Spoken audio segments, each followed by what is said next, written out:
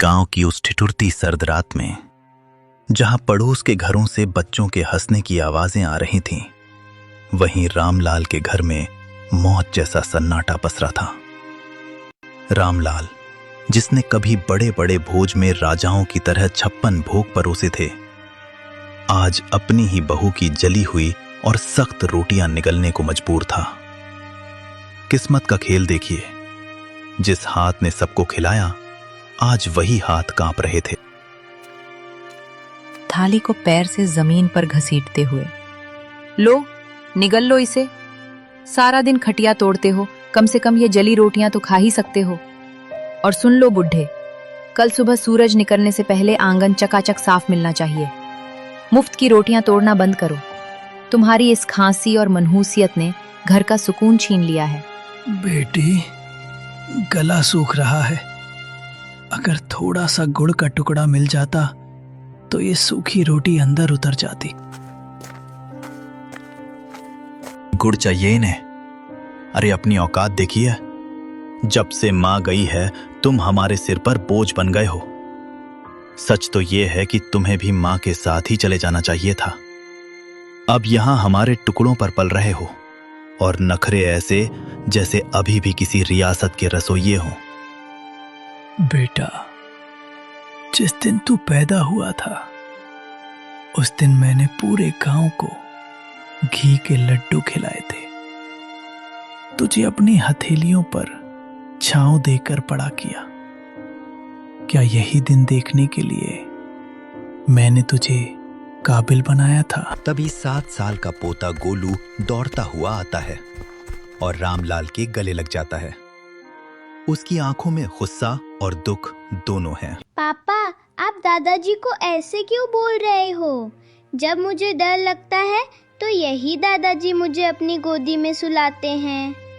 माँ, आपने इन्हें जली हुई रोटी क्यों दी?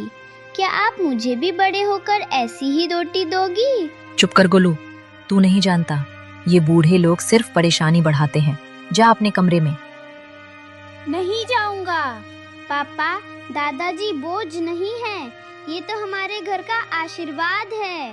आप कहते हो ना कि ये आपके टुकड़ों पर पल रहे हैं, पर दादाजी ने तो मुझे बताया था कि ये घर और ये खेत उन्होंने अपनी मेहनत से बनाए हैं। फिर ये आपके टुकड़े कैसे हुए? गोलू, तू छोटा है, बड़ों के बीच मत बोल।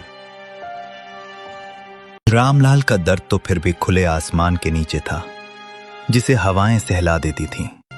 पर नेकी राम की सिसकियां उन 4 दीवारों के पीछे दम तोड़ रही थीं, जिन्हें उसने खुद अपने पसीने से सींचा था। उसका बेटा पवन और बहू शीला ने उसे घर के पीछे एक ऐसे स्टोर रूम में फेंक दिया था, जहां कबाड़ और मकड़ी के जालों के सिवा कुछ न था। उस अंधेरी कोठरी में नेकी राम का वजूद भी उस पुराने सामान जैसा हो गया था, जिसे अब कोई छूना नहीं चाहता। शीला, उफ, कितनी सड़ांध और बदबू आती है इस काल कोठरी से। पवन, कल इस बुढ़े के बर्तन एकदम अलग कर देना। मेरे बच्चों को सख्त हिदायत है कि इनके हाथ का छुआ पानी भी ना पिएं, कहीं कोई बीमारी ना लग जाए। और हाँ, आज इन्हें रात का खाना मत देना, सजा मिलनी चाहिए इन्हें। आज गलती से इन्होंने दीवान खाने के सोफे पर हाथ रख दिया था, सारा सोफा गंदा कर दिया। बेरहमी से कमरे के अंदर झांकते हुए, बिल्कुल सही कह रही हो शीला। पिताजी, आपकी वो पुरानी डायरी और वो टूटा हुआ चश्मा मैंने आज सुबह ही कूड़े के ढेर में फेंक दिया है। अब आपको पढ़ने लिखने की क्या जरूरत? आप बस इस अंधेरे कोने में पड़े रहिए और अपनी मौत का इंतजार कीजिए। हमारी जिंदगी में दखल देना बंद कर दो।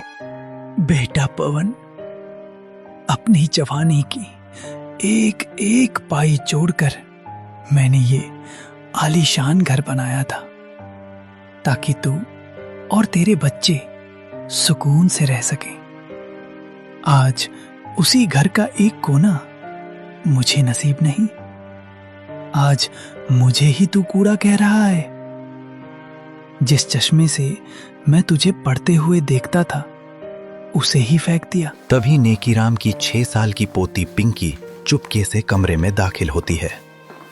उसके हाथ में एक छोटी सी पानी की बोतल और अपनी टिफिन से बची